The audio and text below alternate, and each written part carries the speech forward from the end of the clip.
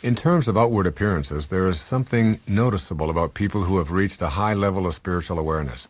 They seem to be in a constant state of bliss. Ask yourself this key question: how do I feel most of the time? If your answer is that you feel anxious, anguished, hurt, depressed, frustrated, and so on, then you have a spiritual disconnect. This could mean you have allowed your personal energy field to become contaminated by the debilitating forces of those in your immediate life space. I often ask myself, how am I truly feeling inside myself these days? If my answer is not so hot or upset, I meditate and go to the quiet place where I can plug my cord into the spiritual outlet. The state of cheerfulness returns almost instantaneously. Every teacher who has been significant in my life has demonstrated this wondrous quality of being able to laugh and to take life lightly. I love Erich Fromm's insight. Man is the only animal that can be bored, who can be discontented, that can feel evicted from paradise. Only you can evict yourself from the Garden of Paradise. This reminds me of a story about the Buddha. It seems that a man had heard of the reputation that Buddha had for being peaceful and nonviolent regardless of what he encountered in life. This man decided to test the Divine One, and he traveled a long distance to be in his presence. For 3 days he was rude and obnoxious to the Buddha. He criticized and found fault with everything the Buddha said or did. He verbally abused the Buddha, attempting to get him to react angrily. Yet the Buddha never faltered. Each time he responded with love and kindness. Finally, the man could take it no longer. "How could you be so peaceful and kind when all I've ever said to you was antagonistic?" he asked. The Buddha's response was in the form of a question to the man. "If someone offers you a gift, and you do not accept that gift, to whom does the gift belong?" the Buddha replied. The man had his answer. If someone offers you a gift of their anger or hostility, and you do not accept it, then it still belongs to the giver. Why choose to be upset or angry over something that does not belong to you? When you choose the nonviolent approach, your first impact will be on yourself. You become less inclined to accept the gifts of ill will that come your way. You will simply, quote, pass when others try to seduce you into arguments or conflict of any kind. Your initial objective will not be to change anyone, but rather to deliberately and lovingly work on being an instrument of grace and indulgence. The more peaceful you become within yourself, the less you will be affected by the enmity or the disaffection of others. If we can commit ourselves to a peaceful heart, we will behave more courageously and with a strength that we have never known before. As those around us attempt to draw us into their battles, our commitment to being peaceful allows us to have a different dialogue with ourselves before we even consider accepting of the gifts being offered. Our affirmation is, "I will choose peace rather than this." After a series of these dialogues, we react peacefully automatically. My wife Marceline is a very peaceful, meditative woman, and always has been in the 2+ decades that we've been together. In our earliest years, I would attempt to draw her into arguments with my rather loud logic, but she simply didn't play the relationship game that way. Essentially, she was telling me with her behavior, "I am not interested in fighting with you," and she displayed this by showing me a peaceful countenance and not joining in my attempts to argue. Before long, I realized that I was not going to bulldoze this woman into thinking my way. I realized that it is very difficult to pick a fight with someone who has no interest in fighting. She wasn't trying to change me with her behavior. She was responding peacefully from her commitment to nonviolent behavior. Remind yourself that your objective in choosing to be a nonviolent person is not to change anyone or to fix the world. Your objective is to give yourself the self-respect that you deserve as a divine creation of God, and to remove the pain associated with conflict and dis-ease. You will then begin to effortlessly radiate that strength of self-respect and peace, and impact those around you simply by your presence. The Sufi poet Rumi once explained that the terms I, you, me, he, she, and they are distinctions that cannot be made in the garden of the mystics. In spiritual consciousness, you view yourself as a flower in this garden, and everyone else in the garden connected to you in an invisible way. Our difficulties are something we realize that we share with everyone else. Nurture your sense of connection to everyone and God as well. This allows you to remove your ego from conflicts. This awareness of being a part of everyone allows you to suspend anger toward others and to see them as partners in the resolution of all problems. Know that there are people to whom you are connected who are available to help you find the right job, to solve a puzzling issue that seems irreconcilable, to help you back on your feet, to resolve financial difficulties. Everyone becomes a compatriot rather than a competitor. This is spiritual awareness as I practice it. I try to remind myself in moments of despair of the beautiful affirmation from A Course in Miracles. I can choose peace rather than this. Trust me, it works.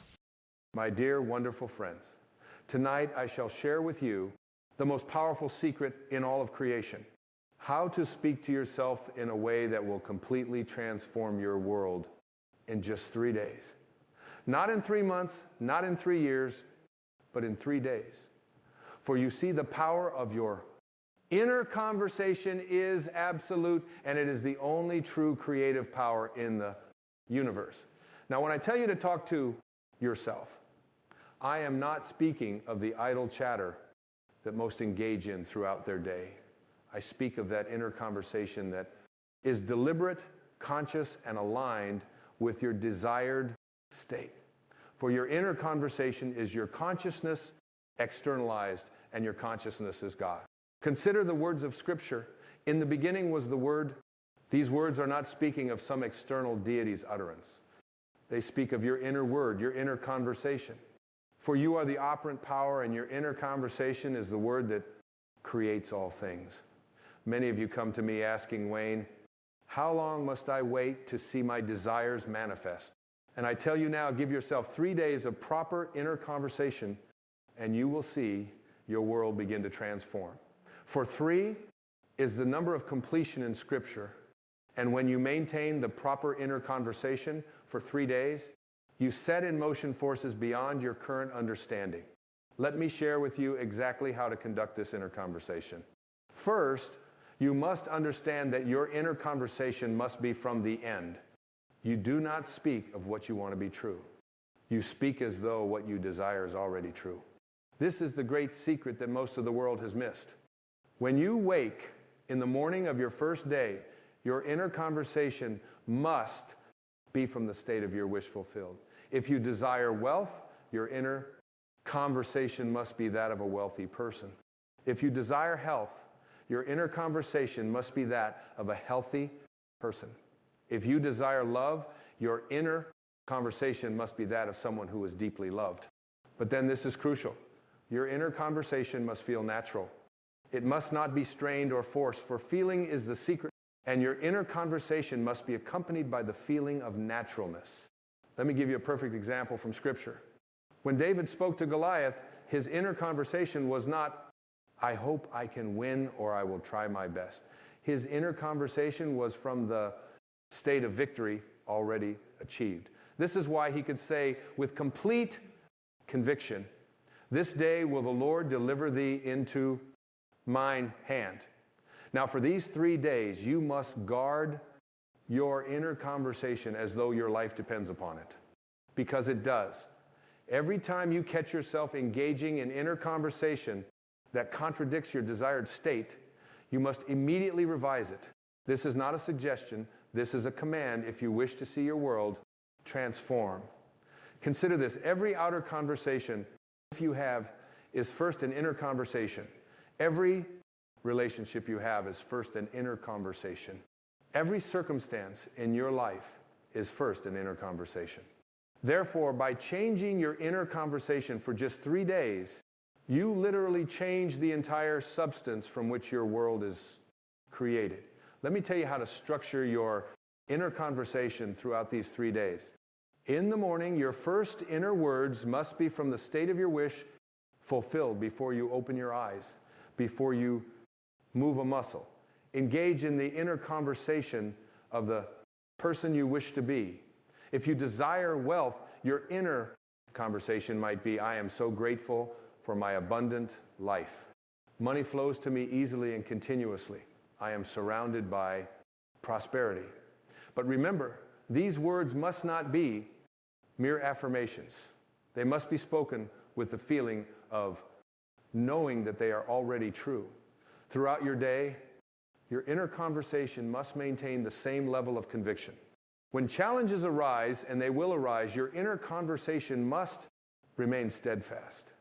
If someone speaks of lack, your inner conversation must be of abundance. If someone speaks of illness, your inner conversation must be of health.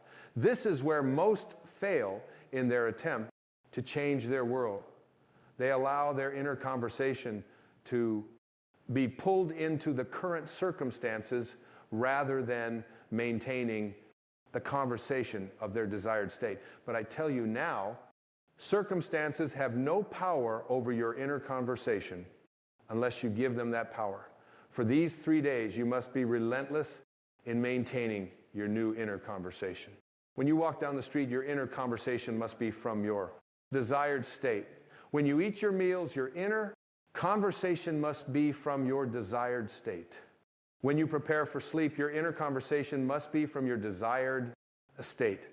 Let me share with you a principle that I have tested and proven countless times.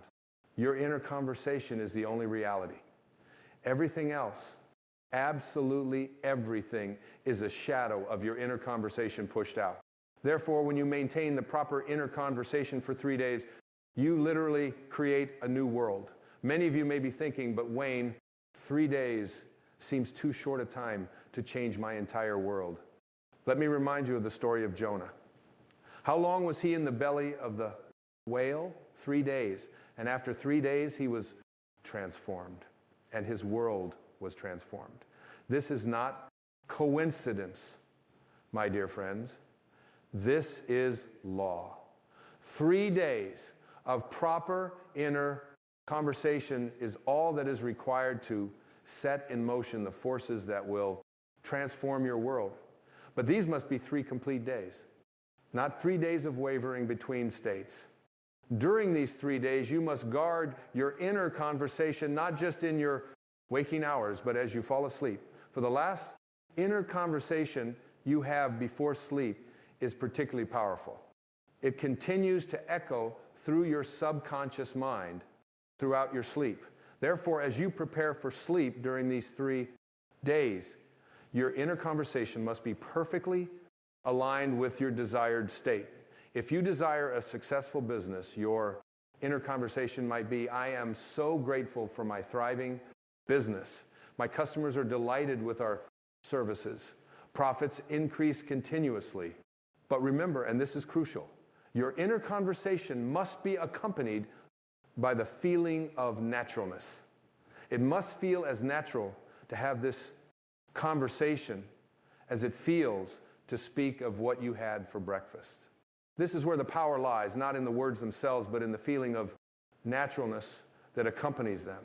Let me share with you another principle. Your inner conversation creates your outer conversations. Therefore, during these 3 days, you must be particularly vigilant about your outer conversations as well. They must align with your new inner conversation. If someone asks you how you are, your response must come from your desired state. If someone speaks to you about problems or difficulties, your response must come from your desired state. Your outer conversation must be a perfect reflection of your new inner conversation. Many of you may find this challenging at first. You may be tempted to engage in conversations about current circumstances rather than your desired state. But I tell you now, this is where your power lies in maintaining your new conversation, regardless of appearances. Consider the story of Jesus walking on water. What was his inner conversation? Was it about the impossibility of walking on water? Was it about the danger of the storms? No, his inner conversation was from the state of mastery over all natural laws, and his outer world had to conform to this inner conversation. During these 3 days, you must maintain the same level of conviction in your inner conversation. You must speak to yourself as though your desired state is already your reality, not as though it will be, not as though it might be, but as though it is. Let me share with you how to handle doubts when they arise during these 3 days, and they will arise. When a doubt appears in your mind, do not fight it. Instead, immediately revise your inner conversation. If you catch yourself saying inwardly, this isn't working, immediately revise it too. Everything is working perfectly. My world is transforming now. This revision must be immediate and complete. You cannot allow doubt to linger in your inner conversation. For remember, your inner conversation is the only reality. Therefore, a doubting inner conversation will create a doubting outer reality. Throughout these 3 days, your inner conversation must be dominated by gratitude. Not gratitude for what you hope will come, but gratitude for what is already yours in your desired state. This gratitude must be part of your inner conversation throughout the day. When you wake in the morning, your inner conversation must be filled with gratitude. When you go about your daily activities, your inner conversation must be filled with gratitude. When you prepare for sleep, your inner conversation must be filled with gratitude. Let me share with you another principle. Your inner conversation creates your inner states, and your inner states create your outer world. Therefore, during these 3 days, your inner conversation must create and maintain the inner state of your wish fulfilled. If you desire wealth, your inner conversation must create and maintain the inner state of wealth. Consciousness. If you desire health, your inner conversation must create and maintain the inner state of health. Consciousness. If you desire love, your inner conversation must create and maintain the inner state of being loved. Many of you may be wondering what to do if you slip in your inner conversation during these 3 days. Let me be very clear. You must not condemn yourself. Instead, immediately revise the conversation. Remember, you are training yourself to maintain a new inner conversation. And like any training, it requires practice. During these 3 days, your inner conversation must be your primary focus. Every other activity must be secondary to maintaining your new inner conversation. For you are literally recreating your world through this conversation. Let me share with you how to structure your inner conversation for specific desires. If you desire a new home, your inner conversation might be, I love living in my beautiful new home. Everything about it is perfect for me. If you desire a promotion, your inner conversation might be, I am so grateful for my new position. It's everything I desired and more. But remember, these are not mere words. They must be accompanied by the feeling of living in that new home, the feeling of working in that new position. Fulfilling is the secret, and your inner conversation must generate the feeling of your wish fulfilled. Throughout these 3 days, your inner conversation must be specific. Vague inner conversation creates vague results. Therefore, speak to yourself with clarity about your desired state. Be specific in your inner conversation about what you are grateful for, what you are experiencing, what you are enjoying in your desired state. Let me share with you another principle. Your inner conversation creates self-concept, and your self-concept creates your world. Therefore, during these 3 days, your inner conversation must be about who you are, not just what you have. If you desire success, your inner conversation must be about being a successful person, not just about having success. If you desire abundance, your inner conversation must be about being an abundant person, not just about having money. If you desire love, your inner conversation must be about being a loved person, not just about having a relationship. During these 3 days, your inner conversation must be continuous, not in the sense of constant chatter, but in the sense of consistent alignment with your desired state. Every time you become aware of your inner conversation, it must be from your desired state. Let me share with you how to maintain this continuity. Set reminders for yourself throughout the day. Every time you look at your watch, every time you eat a meal, every time you enter a room, let these be triggers to check your inner conversation. But remember, your inner conversation must not be mechanical. It must be aligned with feeling rich with the emotion of your desired state. For it is the feeling that gives power to your inner conversation. Throughout these 3 days, your inner conversation must be sovereign. You must not allow anyone or anything to dictate your inner conversation. Not circumstances, not other people's opinions, not past experiences. Nothing must have power over your inner conversation except you. Let me share with you another principle. Your inner conversation creates your expectations, and your expectations create your experience. Therefore, during these 3 days, your inner conversation must create the highest expectations of good for yourself. Many of you may be thinking, but Wayne, what if my desired state seems impossible? Let me remind you, nothing is impossible. To your inner conversation. Your inner conversation is God in action, and to God, all things are possible. During these 3 days, your inner conversation must be about possibility, not probability. You must speak to yourself from the state of your wish fulfilled, regardless of how probable or improbable may seem to your rational mind. Let me share with you how to handle apparent failures during these 3 days. If something happens that seems to contradict your desired state, your inner conversation must remain unchanged. You must speak to yourself as though the seeming failure is actually part of the perfect unfolding of your desire. Remember, your inner conversation is creating your reality, not the other way around. Therefore, no external circumstance has the power to change your inner conversation unless you give it that power. Throughout these 3 days, your inner conversation must be your constant companion. It must be the lens through which you view every experience, the filter through which you interpret every event, the standard by which you measure every circumstance. Let me share with you another principle. Your inner conversation creates a belief system, and your belief system creates your reality. Therefore, during these 3 days, your inner conversation must consistently reinforce the beliefs that support your desired state. During these 3 days, your inner conversation must be a perfect reflection of the person you wish to be. You must speak to yourself as that person would speak. Think as that person would think. Feel as that person would feel. Let me share with you how to maintain this level of consciousness. When you catch yourself speaking from your old state, immediately ask yourself, how would I be speaking to myself if I were already the person I wish to be? Then revise your inner conversation accordingly. Throughout these 3 days, your inner conversation must be about what is not, what was, or what might be. You must speak to yourself in the present tense from the state of your wish fulfilled. This is crucial for the manifestation of your desire. Let me share with you another principle.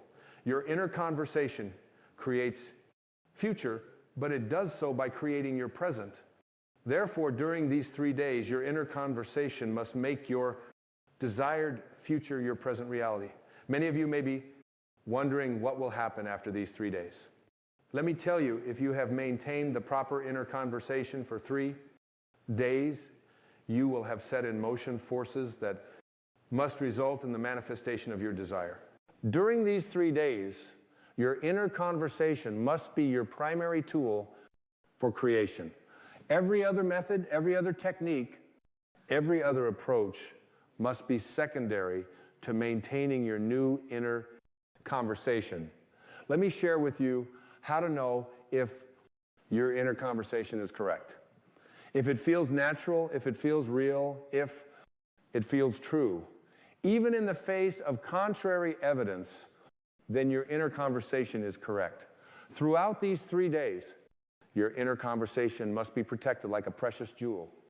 You must guard it against doubt, against fear, against negativity. For your inner conversation is the very substance from which your world is created.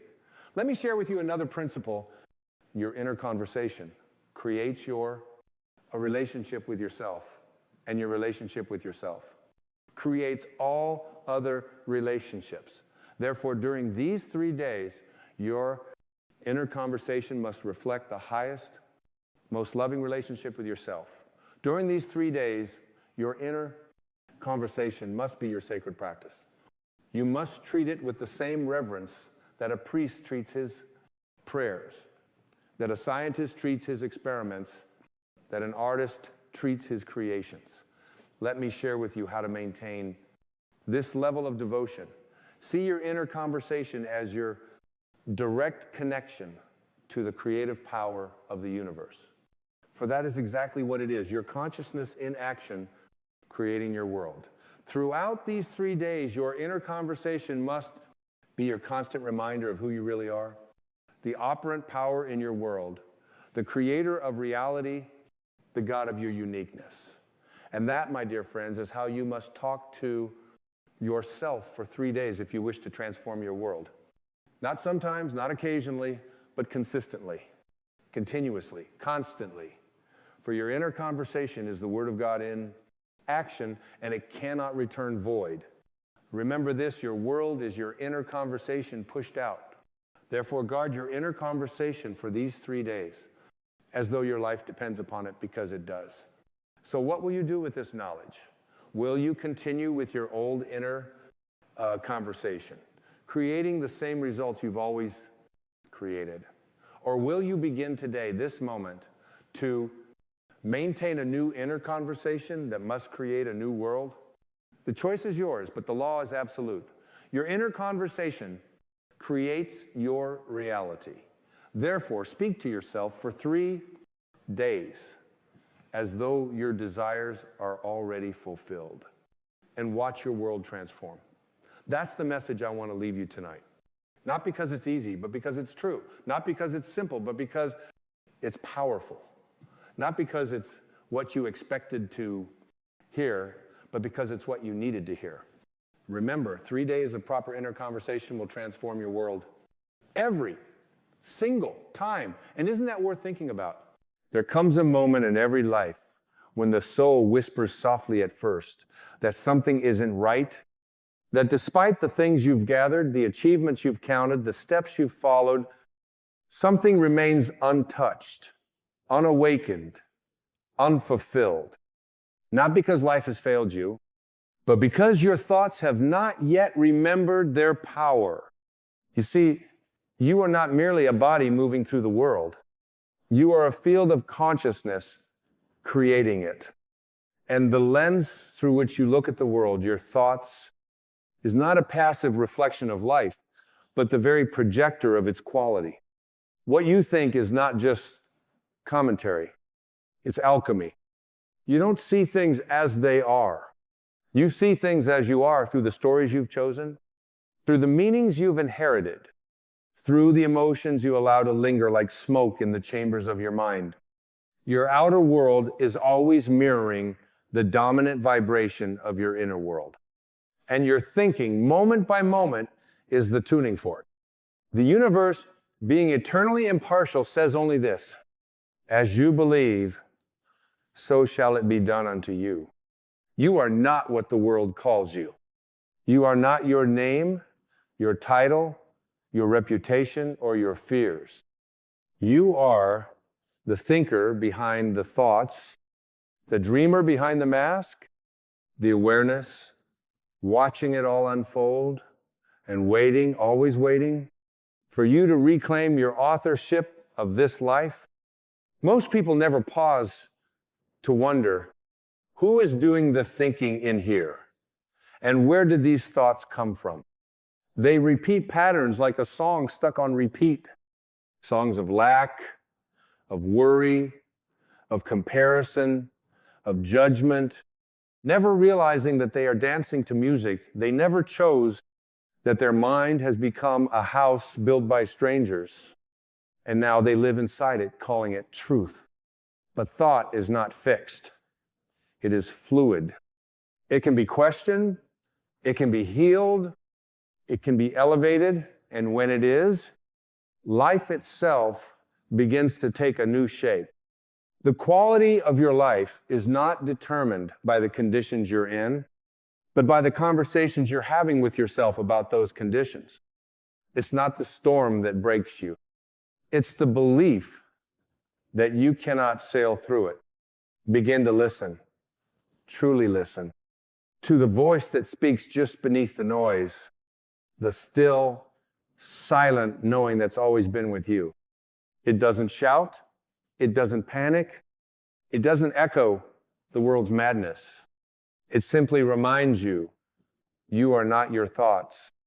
You are the one who chooses which thoughts get to stay. And that is the first liberation, to recognize that you are not a prisoner of your thinking. You are its master. But mastery begins with awareness.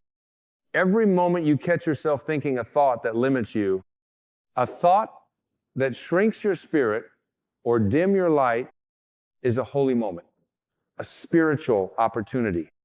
Not to shame yourself, but to remember yourself. To remember that no one installed that thought without your permission, and that now, in this breath, you can choose again. The quality of your life is not waiting at the end of some distant achievement. It is shaped, molded in the unseen furnace of your inner dialogue. Do you feed the flame of resentment? Do you pour gasoline on thoughts of fear, of not being enough, of being left behind? Do you carry the past into today like a sack of stones, repeating, "This is just how I am," as if your identity were carved in stone rather than breathed into being? Or do you wake up each morning and choose a new vibration? Do you speak to yourself with love before the world gets a chance to interfere? Do you plant thoughts of peace, joy, forgiveness, and water them with presence until they bloom into a life that reflects your soul? Most people treat thoughts like facts, but thoughts are just clouds passing through the vast sky of your awareness. You are not the cloud, you are the sky. And in that realization, you are free. Let me ask you gently, what have you been thinking about today? Because that's what you've been living. The world around you is echoing back the tone you set in silence, and nothing will change until the thinking does. So if you want to heal your relationships, change your thinking about connection. If you want to find peace, change your thinking about the past. If you want to create abundance, change your thinking about worth. And if you want to love yourself, change your thinking about who you believe you are. It is never about adding more. It is always about subtracting the noise. You were born whole. You were born wise. You were born connected to the divine. And every thought that told you otherwise was an illusion borrowed from a world that forgot how to see. But today you remember, that is the beginning of everything. The moment you begin to observe your thinking without becoming it, something miraculous happens. A quiet space opens up between stimulus and response, between the noise of the world and the whisper of your soul. In that space lives your power not to react, but to choose, not to cling, but to release, not to fear, but to trust. And that single shift from automatic to aware begins to alter the very texture of your life. You stop being dragged by circumstance and start becoming guided by consciousness. You stop trying to control the uncontrollable and begin to align with what is eternal within you. There is no circumstance outside of you that holds more weight than the thoughts you are rehearsing inside you. You may not control what others do, what they say, or what has already happened, but you do control the meaning you assign to it. And meaning is everything. A thought of betrayal can become a teacher of boundaries. A thought of loss can become a doorway to gratitude.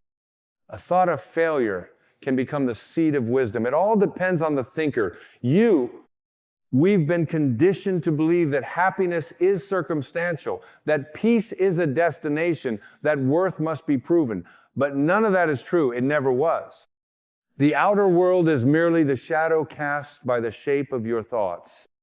And when you sculpt those thoughts with love, with intention, with a gentle but firm sense of presence, the world reflects a beauty that was waiting all along. No spiritual teacher, no enlightened soul ever reached peace by rearranging the furniture of the world. They reached it by rearranging the architecture of their inner world. They learned to master the mind, to see through its tricks, to soften the grip of judgment, and to return again and again to the spaciousness of now. They did not wait for perfect conditions. They created a perfect perception. And that is the invitation for you. The quality of your life is shaped by the quality of the questions you ask yourself. Not, why is this happening to me? But what is this showing me? Not, what do I lack? But, what is life trying to bring forward in me through this? The quality of your thinking is determined by your willingness to surrender the need to be right, to be certain, to be in control. Because real transformation does not come from control. It comes from trust. It comes from the surrender of false stories and the embrace of the sacred present. You were not born to ruminate in regret or spiral in worry. You were born to create. And your primary creation is the thought you allow to take root in your mind. That thought becomes emotion. That emotion becomes behavior. That behavior becomes character. And character becomes destiny. Trace it all back, and it begins with one silent seed, one thought. So plant well. Think of your thoughts as guests in the temple of your mind. Who are you letting in today? Who are you allowing to sit at the table of your awareness? Are they voices of fear or faith? Are they the voices of past wounds or present miracles? You are the gatekeeper. You are the master gardener. And whatever you nourish within will blossom in the world without. Do not underestimate this power. It is not a metaphor. It is spiritual law. Change the frequency of your thoughts and you will alter the symphony of your life. This is not about positive thinking for the sake of ignoring pain. It is about conscious thinking that acknowledges pain but does not build a home inside it. It is about choosing the higher perspective even when the lower one screams louder. It is about rising not because the world demands it, but because your soul remembers its wings. And yes, there will be days when the old thoughts return, when the inner critic bangs on the door, when the fog sets in again. That's okay. This is not a path of perfection. It is a path of presence. And presence is a practice. Every moment you return to your breath, every moment you observe without judgment, every moment you choose a higher thought that is victory, that is healing, that is awakening. Your thoughts are not who you are. They are passing weather systems in the vast sky of your being. Let them come, let them go, but don't let them build cities without your consent. Don't let them shape your life from unconscious repetition. You are not here to be a mirror of past programming. You are here to be a lighthouse, steady, awake, and rooted in truth. Let go of the belief that change begins outside of you. Let go of the belief that one day, when circumstances are just right, then you'll feel peace. The truth is simpler and more liberating. When you choose peaceful thoughts, your life becomes peaceful. When you think thoughts of compassion, you walk in compassion. When you honor yourself in thought, the world begins to honor you. It's not magic, it's alignment. And alignment begins when the mind remembers its servant role, not its master role. When the ego is seen clearly not as an enemy, but as a confused guide doing its best to protect you through fear. But you, dear soul, do not need to be protected by fear. You need to be liberated by truth. And the truth is this: your thinking shapes your frequency. And your frequency writes the melody your life will play. Then listen deeply now. Not just with your ears, but with the whole of your being, with the space behind your chest where the silence lives, with the gentle fire of awareness that never flickers, no matter how chaotic the world becomes. That space knows your life is not dictated by chance, nor is it controlled by fate.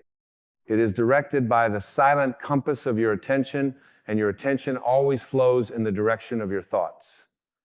Where your focus goes, your energy grows. Where your energy grows, your reality unfolds. And the seed of it all is thought. So if your life feels noisy, heavy, cluttered with conflict and confusion? The answer is not to rearrange the people around you or chase more distractions. The answer is to cleanse the temple of your mind. Dust off the old assumptions, wash away the fear-stained beliefs, open the windows of perception, and let the light of awareness pour in. Ask yourself, is this thought bringing me closer to freedom or further into suffering? That one question, asked honestly and gently, can save a lifetime of unnecessary pain. You do not need to believe every thought you think. You are not obligated to obey the voices that echo with limitation, fear, or doubt. You are allowed to pause, to breathe, to question. You are allowed to say, I no longer choose to live under that belief. And in that moment, chains begin to fall. Not the kind you see with your eyes, but the kind that have been weighing down your spirit for years. And that release, that sweet, invisible liberation, that is the soul beginning to remember itself. Many people are walking through life asleep to the miracle of their mind, asleep to the truth that heaven and hell are not places we go, but frequencies we choose. A thought of bitterness is a step toward hell. A thought of compassion is a step toward heaven. And these steps, taken moment by moment, build the path your feet will follow. Do not wait for a burning bush. Do not wait for thunder in the sky or a voice to break through the clouds. The voice is already inside you. It speaks in the silence. It speaks when you slow down long enough to hear the deeper questions. What am I rehearsing in my mind each day? What am I practicing with my inner dialogue? And does it serve the life I truly want to live? Because here is the hidden truth. You are always practicing something. Every thought you entertain, every judgment you accept, every fear you repeat, you are strengthening a pathway in your mind. That pathway becomes the direction of your life. So ask yourself, is this a path of light? Is this a path of freedom? Or am I unconsciously paving roads to old prisons? You are not broken. You are not behind. You are simply ready to awaken. That is why these words resonate. Not because they are new, but because they are ancient truths you've always known. Deep down, beneath the noise, beneath the conditioning, beneath the expectations, your soul has always whispered, I am the thinker. I am the chooser. And I am free to choose again. Begin now. Begin today. Let this moment be the turning point, not the dramatic kind that needs lightning bolts or emotional fireworks, but the quiet kind where the soul simply stands up and says, no more thoughts that shrink me, no more stories that shame me, no more identities borrowed from pain. In their place, you begin to plant the seeds of clarity, of love, of worthiness. You begin to think as if life is on your side. You begin to believe that peace is not something to chase, but something to allow. You begin to live from the knowing that you are enough, not because you proved it, but because you remembered it. And that shift, subtle though it may be, is how miracles begin. Because when you change the way you think, you change the way you feel. When you change the way you feel, you change what you believe is possible. And when you change what you believe is possible, the universe rearranges itself to reflect that belief. Not because it was withholding, but because you were. You were withholding permission to receive because you didn't believe you were worthy. You were withholding love because you were afraid of being hurt. You were withholding peace because you thought chaos was your default setting. But now you begin to allow. And allowing begins with a thought. A single thought that whispers, what if the old story is not the truth? And once that thought enters, the whole house of illusion begins to shake. Because the mind that has built its home on fear cannot withstand the gentle wind of truth. That truth is simple. You are not your past. You are not your pain. You are not the voice that says you'll never make it. You are the awareness that hears that voice and chooses something higher. So today, choose again. Choose the thought that lifts you. Choose the thought that brings you back to stillness. Choose the thought that speaks to your future, not your fear. And when you forget because you will simply remember that forgetting is part of remembering. Falling asleep is part of waking up. There is no shame in it, only grace. The quality of your life is not about what you have. It is not about what they think. It is about what you believe, what you nurture, what you entertain in the invisible world of your mind. And that is where your greatest work must begin, not in trying to force the external, but in softening, cleansing, and renewing the internal. Because when the internal world is healed, the external world becomes a mirror of that healing. And you become the light you were seeking. And when you become the light you were seeking, you stop chasing shadows. You stop grasping at empty promises wrapped in noise. You stop running from yourself because you finally realize there is nowhere to run. Everything you've ever wanted was already resting within the quiet space of your own being, waiting for your thoughts to align with its presence, not to earn it, but to see it. To see that your worth was never in question, only in recognition. That love was never absent, only obscured by the fog of conditioned belief. There is a profound shift that happens when you stop thinking in reaction and begin thinking in creation. When you stop allowing every passing fear to dictate your emotional climate and instead become the conscious author of your internal world. In that shift, you stop being a thermometer reacting to the temperature of the world, and you become the thermostat setting the tone of your life from the inside out. That is not philosophy. That is power. That is freedom. That is mastery. It doesn't happen by force. It happens by remembrance. And remembering is a sacred act. It's sitting in stillness long enough to hear the thoughts beneath the thoughts. It's breathing deeply enough to separate the truth from the trauma. It's choosing to become the observer instead of the reactor again and again until the old wiring begins to dissolve and a new way of being begins to rise. You cannot think your way to peace through judgment. You cannot think your way to love through resistance. But you can return always to a thought that is in harmony with who you truly are. A thought of grace. A thought of openness. A thought of, I am already enough. And from that thought, a new vibration radiates outward, not in a shout, but in a silent frequency that draws new realities to your feet. Your job is not to fix the world. Your job is to think in alignment with truth and let the world respond to your alignment. That's how reality changes, not from resistance, but from resonance. If you don't like what life is reflecting, look not at the mirror, but at the face you're presenting to it. Change the internal pattern, and the reflection must follow. So many of us are addicted to fixing. We want to fix the job, the relationship, the circumstances. But rarely do we stop to examine the thinking that attracted those circumstances to begin with.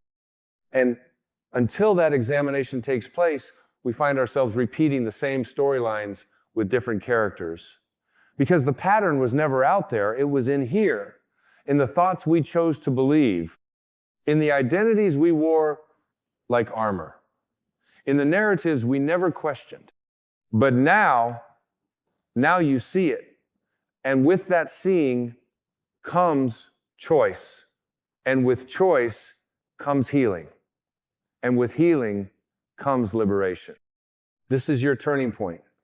Not because the stars have aligned, not because the world has suddenly become easier, but because you've decided to no longer abandon yourself with your thoughts. You've decided to no longer speak to yourself in ways you would never speak to another soul. You've decided to no longer give your power away to fleeting fears and old scripts. You've decided at last to come home to yourself. And home is not a place. It is a state of being. It is the vibration of love you allow yourself to rest in. It is the clarity that emerges when the mind softens. It is the deep, unwavering knowing that you are not here to be perfect, but to be whole. Not here to compete, but to contribute. Not here to survive, but to awaken. And awakening begins with thought. Not loud ones, not dramatic ones, but subtle, consistent thoughts of truth. Thoughts like, I am not my past. I am not this fear. I am not a victim of circumstance. I am a divine being, temporarily inhabiting form. I am allowed to think new thoughts. I am allowed to release the old. I am allowed to create a new reality, starting now, and then you do. Not all at once, but moment by moment, thought by thought, and those small shifts begin to gather, like droplets that become a stream, a current, a river, and finally a sea of transformation. You look around and the world seems to smile back, not because it has changed, but because you have. Your thinking has softened, your frequency has elevated, and the quality of your life has become the natural result. And as you continue on this path, not forward, but inward, you begin to realize that life has always been speaking to you in the language of reflection. Not punishment, not reward, but feedback. It shows you again and again the quality of your thoughts made visible. If your world is chaotic, perhaps your inner world has been cluttered. If your days feel heavy, perhaps your thoughts have been weighted by beliefs that no longer serve you. This is not to blame, this is to empower. Because if thought created it, thought can change it. You are not here to control every outcome. You are here to master your inner response to each outcome. That mastery is not stoicism, it is sacred receptivity. It is the art of choosing peace without the need for perfection. It is the quiet strength of being grounded in awareness, no matter what storms may come. And that grounding begins with one sacred habit: choosing higher thoughts. This is not about positive thinking as a mask. This is about truthful thinking as a mirror. Thinking that does not pretend life is perfect, but sees clearly that you are not the victim of it. That even when you do not control the wind, you can still set your sail, and your thoughts are the sail. So when the day begins, ask yourself, what direction will I sail today? Will you drift with the currents of fear? Will you replay the grievances of yesterday and call it truth? Will you grip tightly to your judgments and call it strength? Or will you release, not because you're giving up, but because you're waking up? Waking up to the truth that your mind is not a prison unless you let it become one. Your power lies in awareness. Awareness that watches thought without clinging to it. Awareness that sees a fearful thought and smiles gently, saying, I hear you, but I do not follow you. Awareness that witnesses an old wound rising and says, I understand. And I choose to bless it, not repeat it. This is the quiet revolution, the inner uprising that changes everything not by force but by vision, by returning to the truth that thought is creative, not reactive, that your experience of life is not happening to you, but through you, through the lens of your beliefs, through the patterns of your focus, through the tone of your self-talk. Speak to yourself kindly, not because it's trendy, but because your cells are listening, your nervous system is listening, your energy field is listening, and every thought you repeat becomes a vibration in your body, a signal to your reality, a prophecy unfolding in silence. So speak with reverence, even when you're tired, even when you're unsure, especially when you're afraid. That is when the power of your thinking becomes sacred. That is when you step not into illusion, but into alignment, into truth, into love. Not love as sentiment, but love as vibration, love as clarity. Love as the refusal to think thoughts that betray your divinity. Let your thinking become a prayer, not with folded hands, but with an open mind. Let every thought be a candle lit in the dark room of unconsciousness. Let your inner dialogue reflect your divine inheritance, not your conditioned past. You are not here to rehearse wounds. You are here to remember wholeness. And when you forget, as we all do, return again. Return to the breath, return to the stillness, return to the observer within you who has never been harmed, never been afraid, never been less than divine. That witness within you is your anchor. And when your thinking returns to that awareness, the world begins to respond in kind. You may notice people treating you differently. You may find synchronicities arriving with more ease. You may watch as what once felt like effort begins to feel like flow. This is not coincidence. This is coherence. Coherence between who you are, how you think, and what you allow yourself to feel. And when that coherence is present, miracles are not rare, they are natural, because miracles are not events. They are perceptions. They are shifts in thinking from fear to love, from lack to trust, from separation to unity. And the more often you allow that shift in the quiet space of your mind, the more your entire life becomes a sanctuary of grace. You were never broken. You were only believing broken thoughts. You were never unworthy. You were only echoing unworthy beliefs.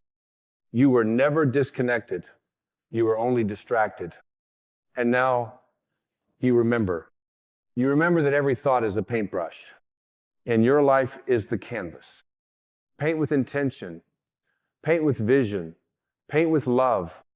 Because the masterpiece of your life is not made with your hands, it's made with your mind. Then let us keep walking gently, steadily, down this sacred path of remembering. Because remembering who you are is not a grand announcement, not a mountaintop moment with trumpets and crowds. It is a soft return, a humble realignment with the center of your being. And that return begins with a single conscious thought. I no longer choose to think in opposition to my soul. You see, the soul doesn't argue. It doesn't scream. It doesn't compete for your attention. It simply waits quietly, faithfully, lovingly beneath the chatter of the mind. And when your thinking finally slows, when you stop rehearsing the noise long enough to be still, you feel it. That calm, sacred knowing, that presence that cannot be described, only experienced. That is who you are beneath the thoughts. But most people never meet that presence because they are too busy managing a mind that was never taught how to rest. A mind trained in survival, not serenity. A mind so addicted to solving problems that it forgets the greatest solution is often surrender. And here's the paradox. The more you try to control your thinking through force, the more chaotic it becomes. Because the ego loves a fight, but the soul whispers, there is nothing to fight.